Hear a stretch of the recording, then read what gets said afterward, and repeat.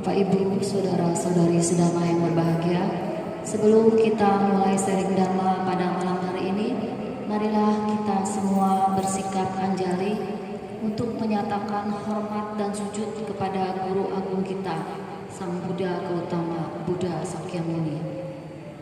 Namo tassa bhagavato arahato samma sambuddhassa. Namo tassa bhagavato arahato samma sambuddhassa. Namo tassa bhagavato arahato samma sambuddhassa. Terpujilah Bhagawa yang Maha Suci yang telah mencapai penerangan sempurna. Terpujilah Bhagawa yang Maha Suci yang telah mencapai penerangan sempurna. Terpujilah Bhagawa yang Maha Suci yang telah mencapai penerangan sempurna. Bapak, Ibu, Saudara-saudari sedama yang berbahagia, selamat malam. Namo Sang Hyang Adi Budaya, Namo Buddhaya. Bahagia sekali pada malam hari ini kita bisa melakukan kegiatan sharing Dharma walaupun dengan cara yang sangat berbeda. Karena saya di sini dan Anda semua di rumah masing-masing. Jadi kita jauh di mata tapi dekat di hati. Nah, Bapak Ibu, apapun kondisi yang kita hadapi pada saat ini, dengan merebaknya pandemi virus corona COVID-19, jangan sampai membuat kita semua menjadi panik, cemas, khawatir, dan semoga kita semua bisa menghadapi ini dengan tenang, tetap waspada, sakti, dan selalu mengikuti anjuran dari pemerintah untuk selalu tetap diam di rumah, tidak kemana-mana, dan tetap menjaga kebersihan dan kesehatan dari diri kita masing-masing.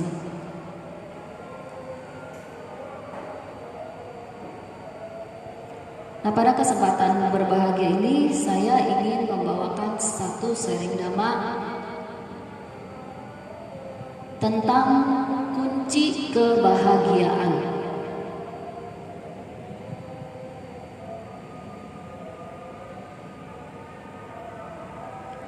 Di dalam Dhammapada 200 Sukawaka bab 15 bagian 4, Sang Buddha mengatakan, susukang wata jiwanma yesang no nati kincanam piti baka bawi sama dewa abasarayata. Sungguh bahagia hidup ini apabila sudah tidak terikat lagi oleh rasa ingin memiliki. Kita akan hidup bahagia bagaikan dewa-dewa di alam yang cemerlang, alam abasara. Dapat kita renungkan sabda Sang Buddha yang ada di Dhammapada 200 ini tentang kebahagiaan. Semua manusia terlahir di bumi ini tentu mempunyai tujuan hidup. Tujuan hidup dari kita semua manusia adalah menuju kebahagiaan. Tidak ada satupun manusia yang hidupnya tidak ingin bahagia. Binatang sekalipun hidupnya ingin bahagia. Makhluk-makhluk yang terlihat maupun yang tidak terlihat juga menginginkan kehidupan yang bahagia. Nah, dari sini kita bisa lihat apa sih definisi bahagia tersebut. Kita lihat dulu, apakah bahagia itu?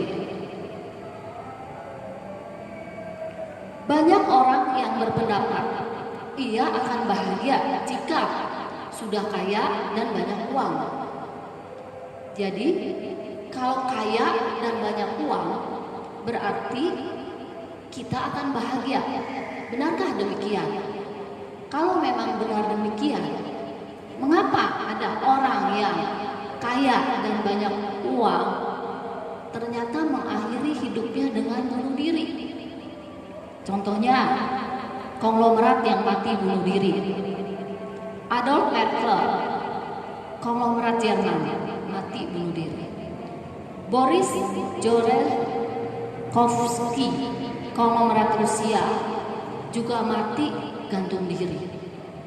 Ada juga konglomerat dari Indonesia, Bostex Mako, Marimutu Mani Maren, mati bunuh diri dengan cara melompat dari lantai 56 Hotel Aston pada tanggal 5 Agustus 2003. Nah, apakah benar demikian?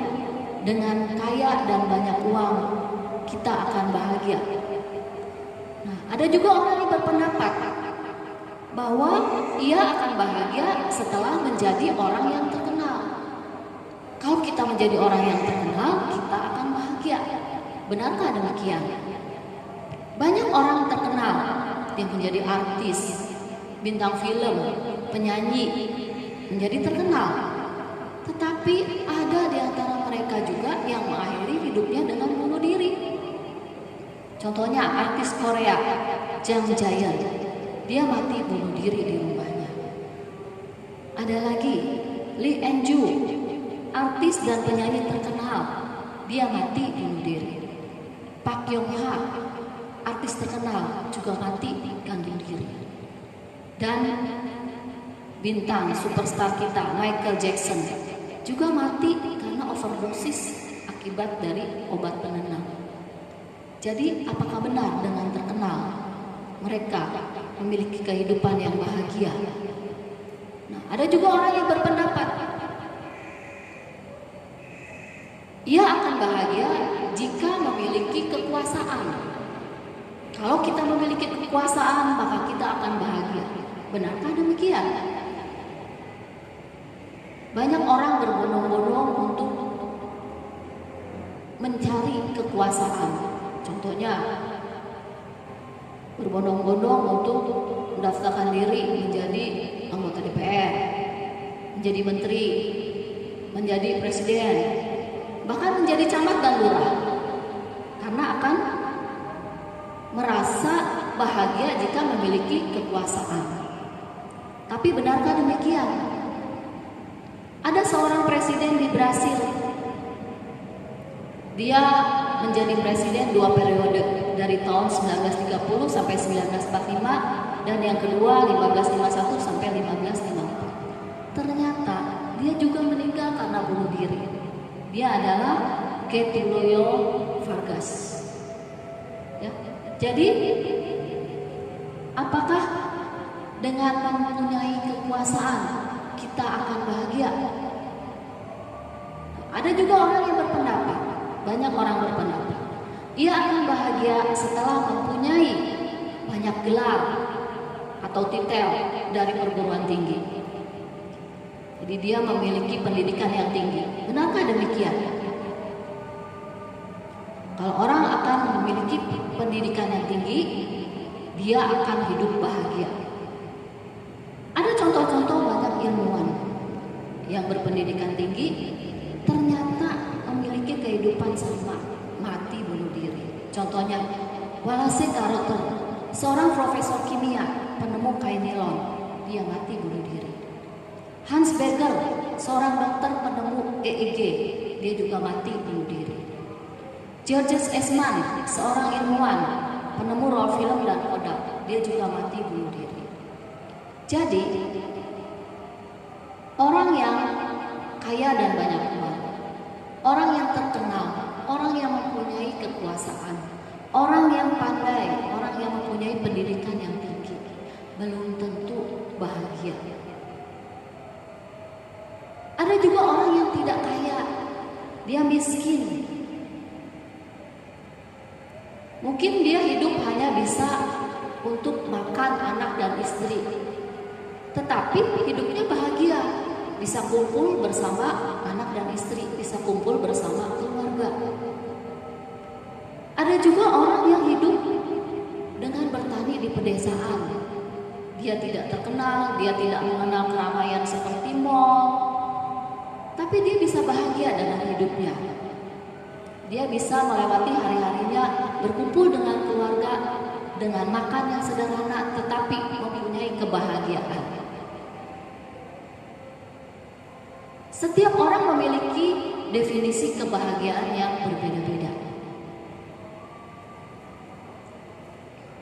Nah, di sini mengapa orang tidak bahagia? Ada faktor-faktor yang menentukan mengapa orang tidak bahagia. Yang pertama, terbiasa berharap dan meminta atau mendapat.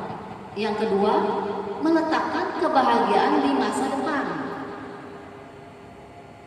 Yang ketiga, tidak bisa menerima perubahan atau kenyataan.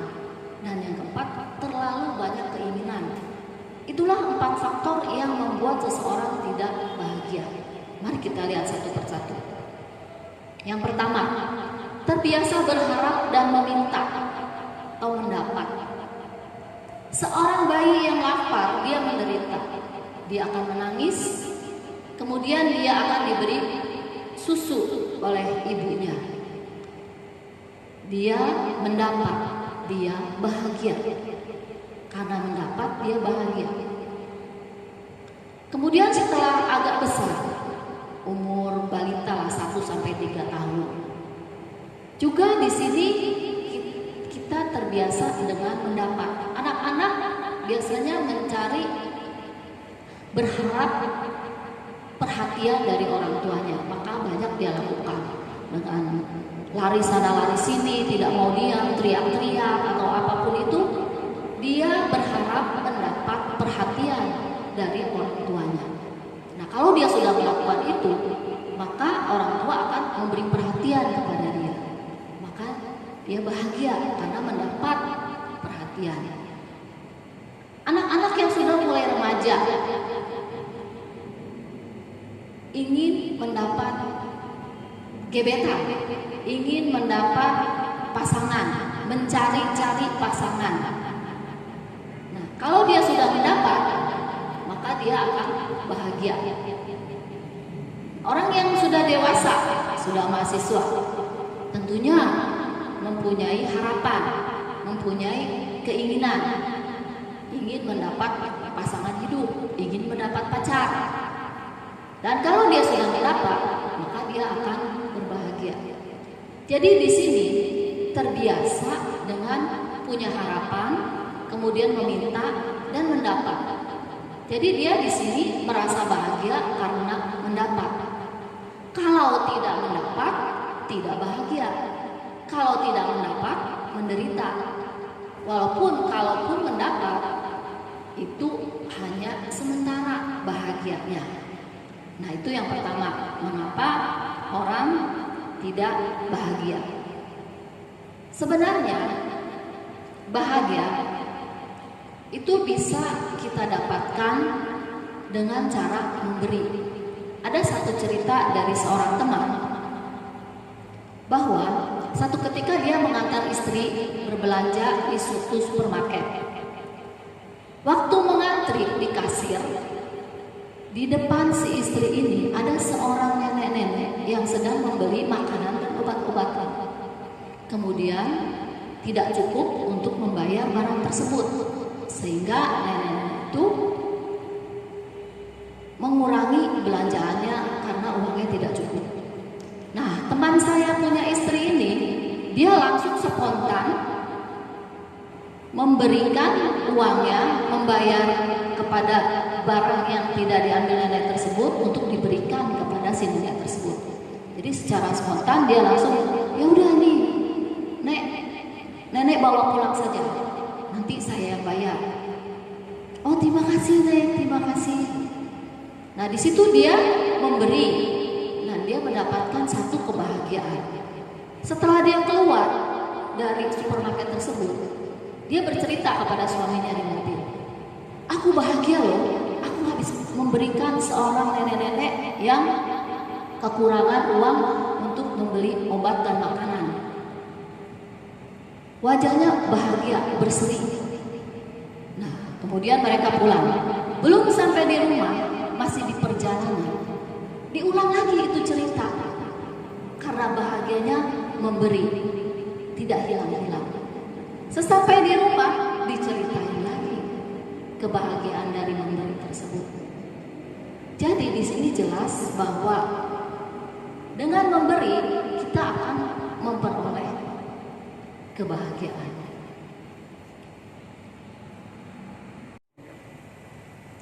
Yang kedua, meletakkan kebahagiaan di masa depan.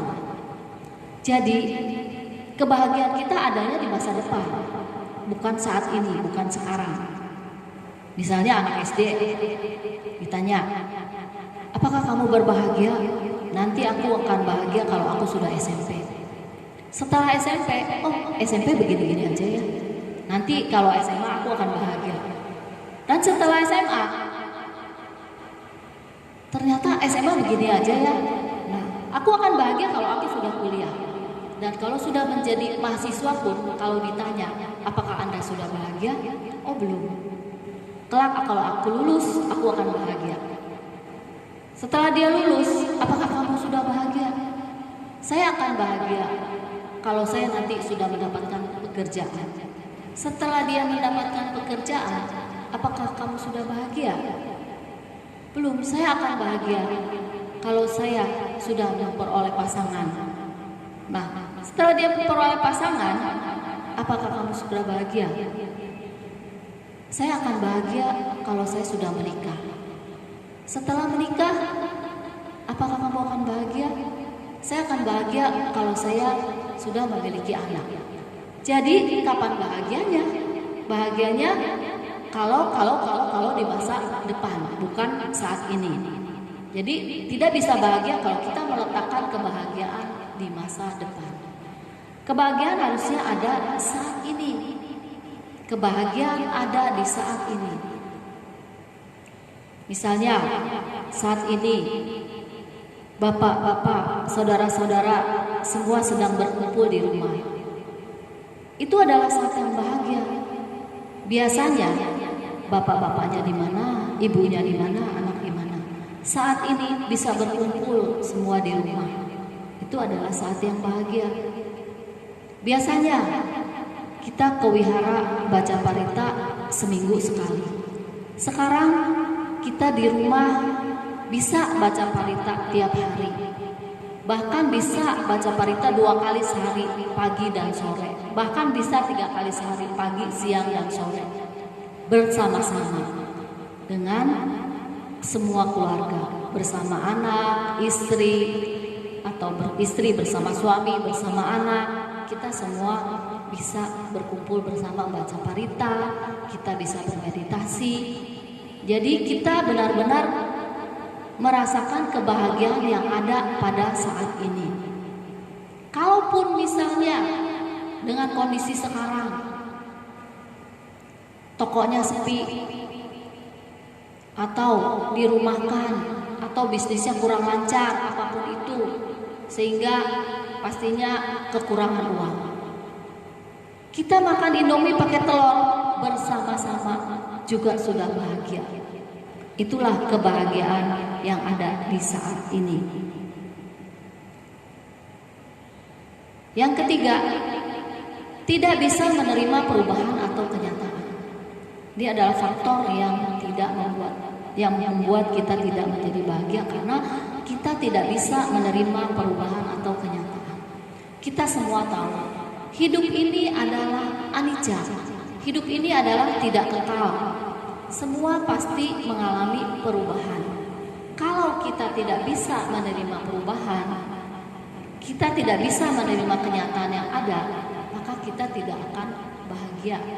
Untuk bisa bahagia, kita harus bisa menerima perubahan. Kita harus bisa menerima kenyataan apapun itu. Kita bisa melepas. Kalau kita tidak bisa menerima kenyataan, maka kita akan menjadi seperti monyet, seekor monyet. Vibrasi sangat mudah untuk menangkap seekor monyet. Cukup menyediakan satu tempurung kelapa yang diberi lubang, kemudian di dalam tempurung tersebut ditaruh kacang, sehingga nanti monyet-monyet itu akan datang dan memasukkan tangannya ke dalam lubang tersebut dan mengambil kacang, dan dia genggam terus kacang itu sehingga dia tidak bisa lepas dari tempurung itu, dan ditangkaplah dia oleh orang-orang di sana. Kalau saja dia monyet itu mau melepas kacang-kacang tersebut, pastinya kacang tersebut dilepas, dia bisa melepaskan tangannya keluar dari tempurung tersebut. Tetapi karena dia tidak mau melepas, dia terus menggenggam. Jadi sama seperti kita, kalau kita selalu menggenggam objek kita tidak mau melepas, maka banyak penderitaan yang timbul hanya karena kita melekat pada objek tersebut. Kalau kita bisa melepas, seperti monyet tadi melepaskan kacang tersebut sehingga dia bisa mengeluarkan tangannya. Nah, kalau kita bisa melepas, kita pun akan terbebas, kita pun akan bahagia. Seorang pemulung, dia tidak punya apa-apa, tapi dia bisa menerima kenyataan hidup. Dia bisa berbahagia. Dia tidak punya kerjaan, jadilah dia pemulung. Kemudian hasilnya dijual dan bisa dibelikan untuk kebutuhan hidup anak dan istri, untuk makan dan lain-lain. Dia menerima kenyataan itu, sehingga walaupun sebagai pemulung, dia bisa berbahagia hidupnya. Yang keempat, terlalu banyak keinginan. Semakin banyak keinginan, semakin banyak ketidakpuasan. Ada orang ingin sepeda, setelah punya sepeda ingin motor, setelah punya motor ingin mobil. Demikianlah seterusnya. Terlalu banyak keinginan. Ingin A, setelah mendapatkan A ingin B, setelah mendapatkan B ingin C. Demikian seterusnya. Terlalu banyak keinginan sehingga menimbulkan ketidakpuasan. Itu yang membuat menjadi tidak bahagia. Untuk itu, maka kita harus mengembangkan rasa puas, harus mengembangkan rasa satuti, puas akan apa yang kita miliki, puas akan segala kondisi yang ada pada kita. Kita bisa menerima kenyataan tersebut sehingga kita bisa bahagia, puas dengan apa adanya. Nah, berdasarkan penelitian, faktor yang bisa membuat orang bahagia, yang pertama adalah uang. Ada pepatah mengatakan, ada uang abang sayang, tidak ada uang abang ditendang. Ada juga yang mengatakan, uang bukan segalanya, tetapi segalanya bisa dengan uang. Itulah uang. Tapi berdasarkan penelitian, orang yang bahagia karena uang itu hanya 4% saja. Yang kedua, hobi. Ada orang yang hobinya melukis, ada orang yang hobinya bernyanyi, ada orang yang hobinya musik, ada orang yang hobinya olahraga, badminton, tenis, atau nge-gym, atau ibu-ibu ada yang hobinya dance. Hobi, bahagia, gembira. Itu berdasarkan penelitian, hanya 7% saja orang yang bahagia karena hobinya ini. Kemudian yang ketiga, mencapai cita-cita, mencapai semua apa yang diharapkan. Nah, kebahagiaan itu hanya didapat dengan mencapai cita-cita. Berdasarkan penelitian ini hanya 8% saja kebahagiaan yang didapat dari mencapai harapan yang diinginkan. Cinta kasih dengan memberi, memancarkan meta, kita akan mendapatkan kebahagiaan 25%. Dan yang terakhir adalah kondisi pikiran, sikap mental kita. Nah, itu berdasarkan penelitian akan membuat orang berbahagia 56%. Dari cinta kasih dan kondisi pikiran, sikap mental kita, kurang lebih 81% akan kita dapatkan kebahagiaan. Jadi bukan dari uang, bukan dari hobi, bukan dari mencapai apa yang kita harapkan. Karena uang, hobi, mencapai apa yang diharapkan itu adalah hanya kebahagiaan yang sifatnya sementara.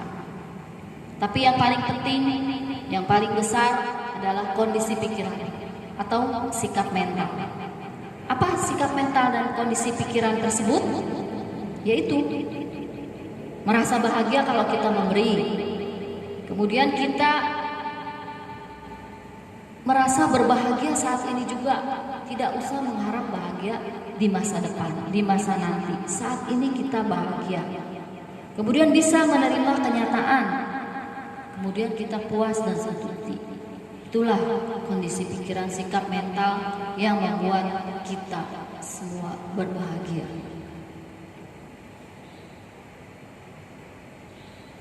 Ada beda antara kesenangan dengan kebahagiaan. Kalau kita mendapat, kita senang. Tetapi itu hanya sementara. Beda dengan kita memberi, kita memperoleh kebahagiaan. Nah, kebahagiaan itu akan terus kita bawa. Disitulah bedanya antara kesenangan dengan kebahagiaan. Kalau kesenangan itu objeknya dari luar diri kita.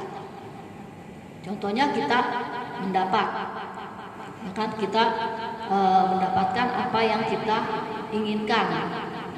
Itu semua objeknya dari luar diri kita. Tetapi kalau kebahagiaan, objeknya ada di dalam diri kita. Sehingga kalau kesenangan itu tidak bisa bertahan lama. Tetapi kalau kebahagiaan itu bisa bertahan lama. Itu bedanya antara kesenangan dengan kebahagiaan. Kebahagiaan di sini bisa diibaratkan seperti kupu-kupu. Kupu-kupu, kalau kita ingin mendapatkan kupu-kupu, kita akan lelah mengejar. Dia akan terbang menjauh. Tetapi kalau kita bisa menanam, menyebar bibit-bibit tanaman bunga di dalam rumah kita, kemudian kita merawatnya, memberinya pupuk, menyiramnya, kemudian dia akan tumbuh menjadi tanaman-tanaman yang akan ditumbuhi dengan bunga-bunga. Dengan demikian, tidak perlu dikejar, kupu-kupu pasti akan datang untuk menghampiri bunga-bunga yang ada di dalam rumah kita. Demikian pula kebahagiaan. Kebahagiaan itu tidak perlu dikejar. Ketika kondisinya sudah siap, maka kebahagiaan akan datang sendiri. Kita harus bisa menyebar bibit-bibit kebahagiaan, bibit-bibit bunga yang nantinya akan bermekaran di dalam hati kita. Jadi pada saatnya kebahagiaan akan datang dengan sendirinya.